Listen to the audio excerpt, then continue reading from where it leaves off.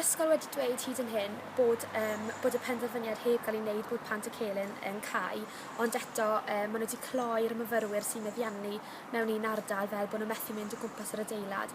Maen wedi cloi swyddfa ymca, felly yr hyn ni'n gobeithio gael yw pwyso ar y Brifysgol i wneud y penderfyniad iawn o gadw Pant y Celyn ar agor ym mis Medi nes ein bod ni'n cael sicrwydd bod ganddyn nhw'r arian ac amserlen benodol ar pryd fydd yr adeilad yn agor unwaith eto fel llety.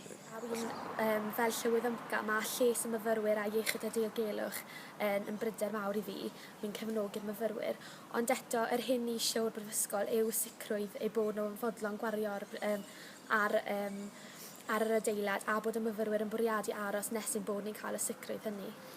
Sut mae'r hwyliau ymysg yr ymgyrchwyr ar hyn o bryd? Wel, wy'n newydd ddod mas a maen nhw'n frwdfrydig iawn, pawb yn hyderus, a mae'r gefnogaeth ni wedi cael o pobl yn Aberystwyth a Thu Hwnt wedi bod yn syfrdanol. Felly, ydych chi'n bwriadu aros yn fan hyn tan bod y Brifysgol yn gwneud y penderfyniad? Allwch chi aros ma tan y cyfarfod ma o'r cyngor dy llun nesaf? Mae hynny bosib. Dyw'r myfyrwyr heb wneud penderfyniad eto sy'n nhw am aros ac am ba bryd. Bethan, ti'n un o'r bobl sydd wedi dweud fysa ti'n barod yn prydio wythnos nesaf os nad yw'r Brifysgol wedi rhoi fewn eich gyfynion chi. Felly di esbonio chydig bach am pam fysa chi'n fodlon wneud hynna a beth ydych chi'n gobeithio gael allan o hynny? Da ni'n sylweddoli bod y penderfyniad i ymprydio yn benderfyniad eitha difrifol.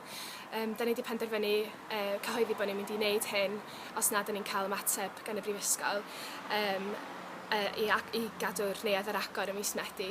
Oherwydd, da ni eisiau tanlinellu pwysigrwydd yr ymgyrch a tanlinellu pwysigrwydd cadw neuadd ar agor.